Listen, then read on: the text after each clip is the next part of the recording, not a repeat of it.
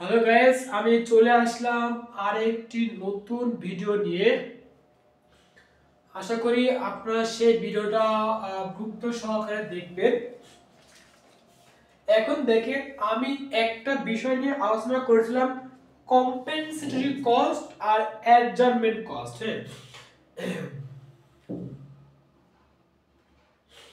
এখন এখানে বলা দেখেন, দেয়ানি মামলায়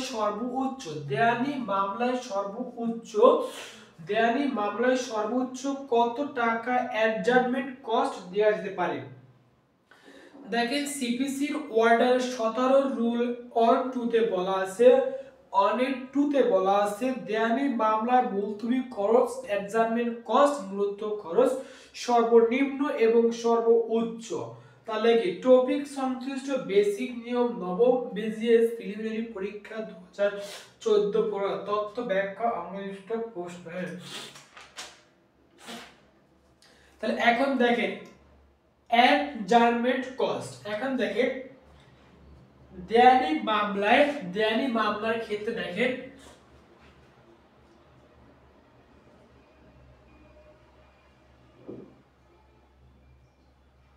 যেমন দেখেন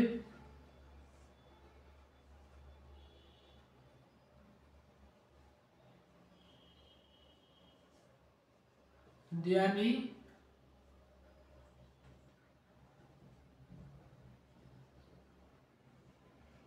মামলার ক্ষেত্রে যেমন দেখেন দেয়ানি মামলার ক্ষেত্রে অ্যাডজাস্টমেন্ট কস্ট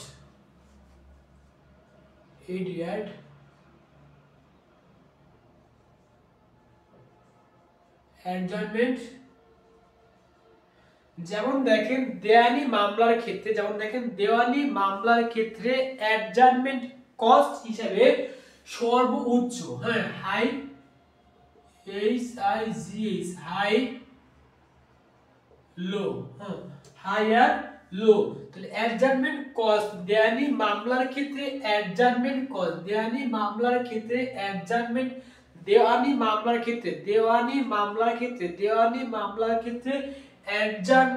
কস্ট হিসাবে high and low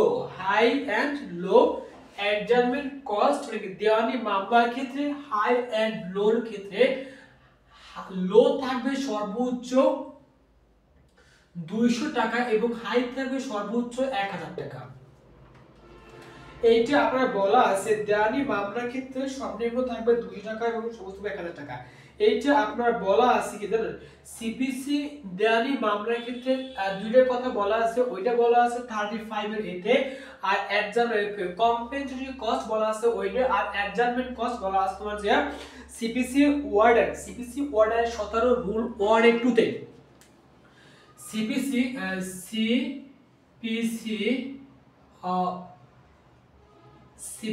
order 17 rule 1 তে বলা আছে, সিপিসি বলা আছে 17 তে, সিপিসি 17 অর্ডার রুল 1 তে বলা আছে অ্যাডজাস্টমেন্ট কস্ট হিসাবে সর্বোচ্চ সিপিসি 17। তাহলে দেখেন সিপিসি 17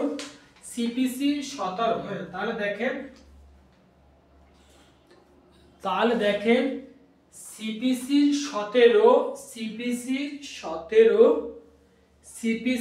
17 রুল 1 তে বলা আছে কম্পেনসেশনের অ্যাডজাস্টমেন্ট কস্টের কথা।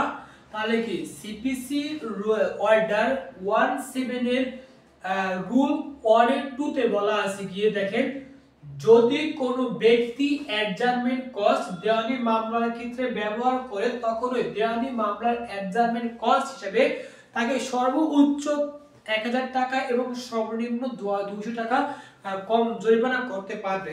যেটাকে বলা হয় অ্যাডজাস্টমেন্ট কস্ট। আর আরেকটি কথা হলো কি দেখেন, যখন আপনার কম্পেনসেটরি কস্ট হিসাবে বিবেচনা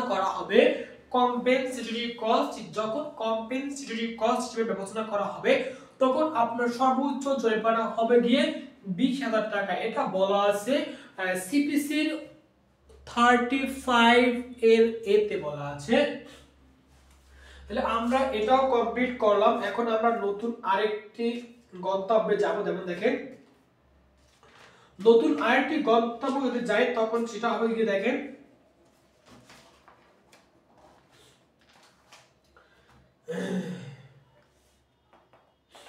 ডিগ্রি জারি মূলে কোন সম্পত্তি নিলামে বিক্রি হলে বিক্রি জনিত বিক্রির তারিখ হতে কত দিনের মধ্যে ক্রয় মূল্য আদালতে জমা দিতে হবে।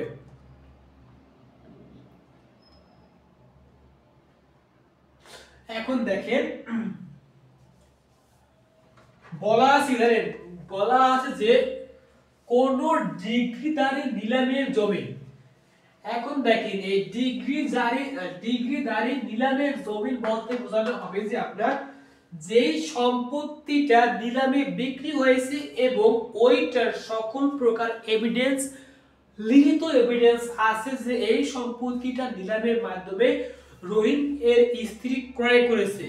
এখন বলা আছে যে যখন রহিম ওই সম্পত্তিটাকে নিলামের মাধ্যমে ক্রয় করবে তখন ওই ক্রয় করার কত দিনের মধ্যে কত পার্সেন্ট এবং প্রথমে তার কত পার্সেন্ট টাকা পরিশোধ করতে হবে এবং কত পার্সেন্ট টাকা সে কোর্টে প্রদান করবে, এইটাই সম্পূর্ণভাবে আলোচনা করব। এবং দেখেন কি বলা আছে আমাদের, ডিগ্রি জারি মূলে কোন সম্পত্তি নিলামে বিক্রি হলে, ডিগ্রি জারি মূলে কোন সম্পত্তি নিলামে বিক্রি হলে বিক্রির তারিখ হতে কত দিনের মধ্যে ক্রয় মূল্য আদালতে জমা দিতে হবে। এখন দেখেন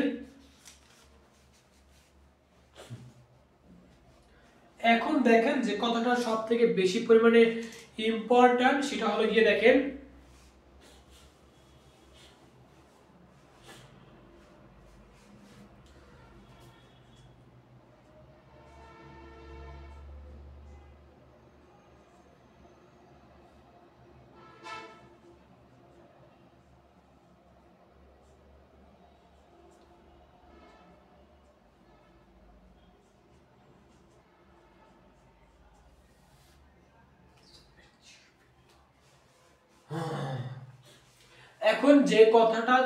এখন যে কথাটা বলবো সেটা হলো কি দেখেন, যেমন দেখেন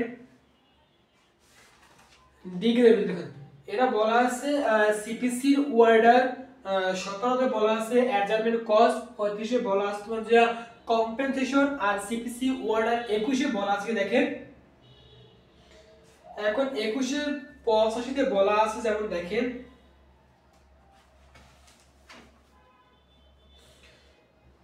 আমরা এখন নিলাম,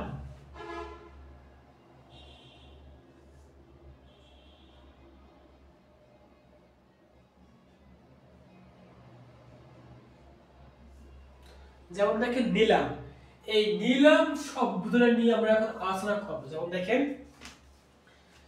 এই নিলাম শব্দটা নিয়ে আলোচনা করা হয়েছে, যেমন দেখেন ডিগ্রি জারি মূলে ওই তাহলে সিপিসি ওয়ার্ডার 21 রুল 85 বলা আছে যে ওয়ার্ডার 21 রুল 85, 84 এবং 85 এর বেসিক জানা থাকলে সংশ্লিষ্ট প্রশ্নের উত্তর করা সহজ হবে।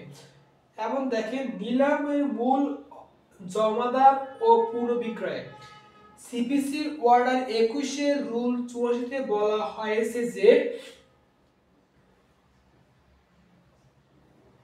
নিলাম বিক্রি হওয়ার সাথে সাথে সর্বোচ্চ মূল্য প্রস্তাবকারীকে ক্রেতা ঘোষণা করবে। ক্রেতা ক্রয় মূল্যের 25% নিলাম পরিচালনাকারী কর্মকর্তার নিকট জমা দিবে। ক্রয় মূল্য জমাদানের ব্যর্থ হলে নিলাম বাতিল বলে গণ্য হবে এবং পুনঃবিক্রয় করা হবে। এখন দেখেন আমরা যেটা 85 এবং 84, এখন দেখেন আমরা নিলাম সম্পর্কে যে কথাটা এখন বর্ণনা করব, সেই নিলাম সম্পর্কে কতটা হলো গিয়ে দেখেন যখন কোন একটি সম্পত্তি, যেমন দেখেন এই একটা বাড়ি, ঠিক আছে, এই একটা বাড়ি,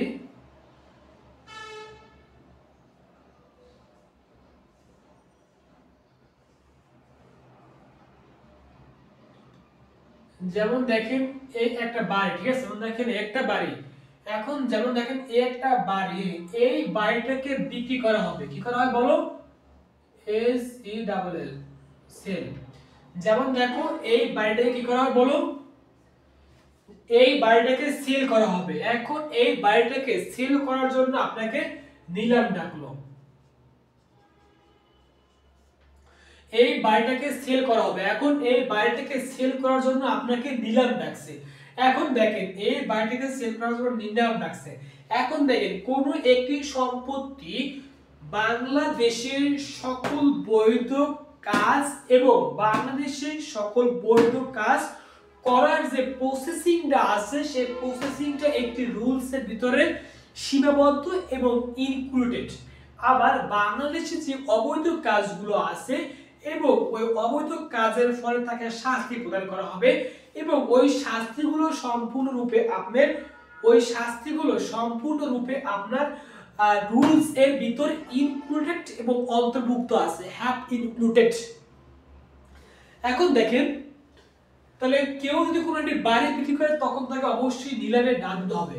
এখন ওই নিলামে ডাক দেওয়ার পর যখন কোনো একজন ব্যক্তি হাই টাকা, H I G H, high M O N A, high money offer করবে, হাই মানি অফার করার পর নিলামের কার্যক্রম শেষ হওয়া বা নিলামের কার্য মানে হাই অফার প্রস্তাবকারী এবং যে হাই অফার করবে তার কাছে ওইটা সেল করবে, কিন্তু ওই সেল করার পরে তাকে মোট যে টাকাটা আসবে ওই মোট টাকার 55% তাকে তখন পেস্ট করতে হবে। এই যে পেস্ট করবে, এই পেস্ট করার কথাটা বলা আছে আমার সিপিসি 21 এর, সিপিসি ওয়ার্ডার ও আর ওয়ার্ড ডি এর ওয়ার্ডার, সিপিসি ওয়ার্ডার 21 এর আর এর রুল 84 এবং 85। এইখানে বলা আছে কি দেখেন কি, এইখানে বলা আছে যখন কোনো একটি ব্যক্তি নিলামে কোনো একটি সম্পত্তি ক্রয় করবে এবং ওই সম্পত্তি ক্রয় করার পর ওই ব্যক্তি তখনই তার মূল টাকার 25% সে ওখানে দিতে বাধ্য থাকবে। যদি তখন ওই ব্যক্তি বা কোনো ব্যক্তি নিলামে কোনো পণ্য ক্রয় করে তার যদি 25% টাকা দিতে কোনো রকমের দ্বিধাদ্বন্দ্ব পড়ে এবং টাকা দিতে না পারে তখন ওই ডিগ্রিটা ক্যান্সেল হয়ে নতুন আবার একটি নিলাম কার্যক্রম চালু করা হবে। এখন এইগুলো আমাদের প্রথম ধাপ, এইগুলো আমাদের 84 নম্বরে যা ছিল সেটা। এখন আমরা বলবো 85 নম্বরে যা আছে, ঠিক আছে, আমাদের কমপ্লিট 84। এখন আমরা নিলাম,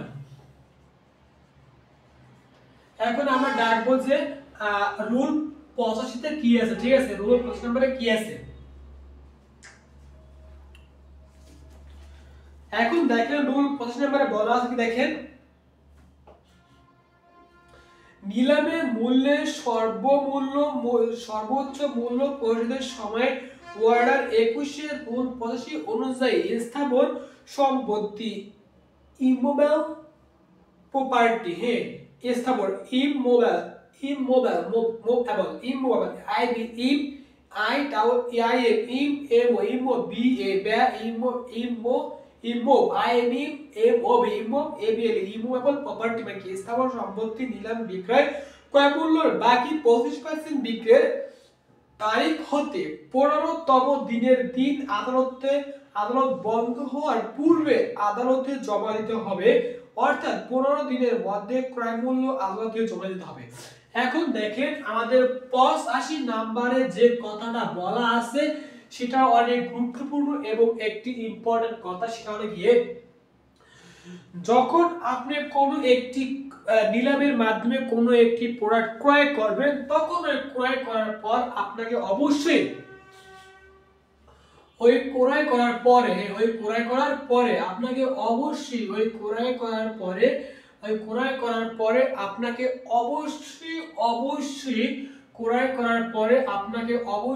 অবশ্যই নির্দিষ্ট যে তারিখে ক্রয় করবেন ওই তারিখ থেকে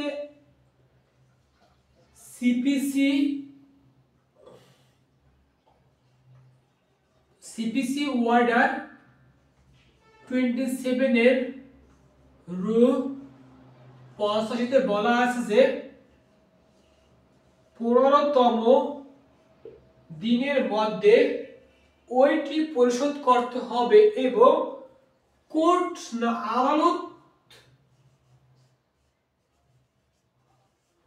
আদালত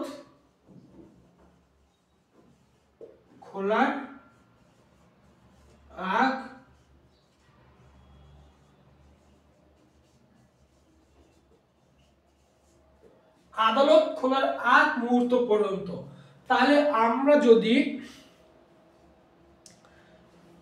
তাহলে দেখেন আমরা যদি এখন একটু বিশ্লেষণ করি, তাহলে দেখেন আমাদের নিলাম বা ডিগ্রিদারি সম্পর্কে যে কথাটা বলা আছে সেটা হলো গিয়ে দেখেন, যখন কোনো একটি ব্যক্তি কোনো একটি সম্পত্তি নিলামের মাধ্যমে ক্রয় করবে, তখন যদি ওই ব্যক্তি সর্বোচ্চ দাম বলার ফলে যদি সে ওইটা ক্রয় করে ফেলে, তখন ইনস্ট্যান্ট তাকে 50 না, তখন ইনস্ট্যান্ট তাকে 25% টাকা তখন পে করতে হবে। আর সেকেন্ড অপশনটা পে করতে হবে, এটা বলা আছে সিপিসি 27 সিপিসি ওয়ার্ডার 27 এ বলা আছে, এবং রুল 84 এবং 85 মধ্যে 84 নাম্বার রুলসে বলা আছে 25% দিতে হবে।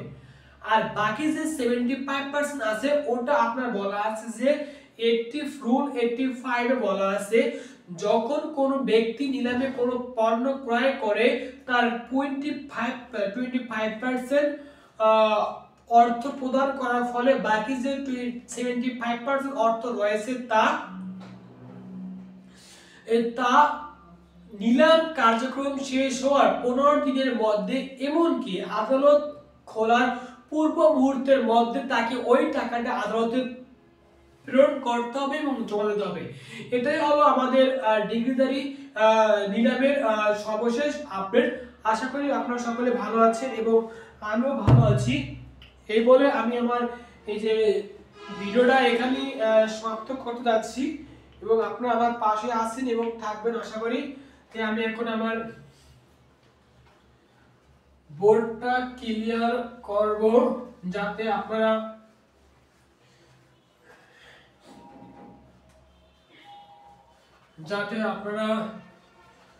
বুঝতে পারেন। এখন কথা হলো গিয়ে বোর্ডটা অনেক আলিশ হয়ে গেছে, একটু জোরে মুছতে হয় বসা দিয়া, নাহলে লেখাটা রয়ে যায়।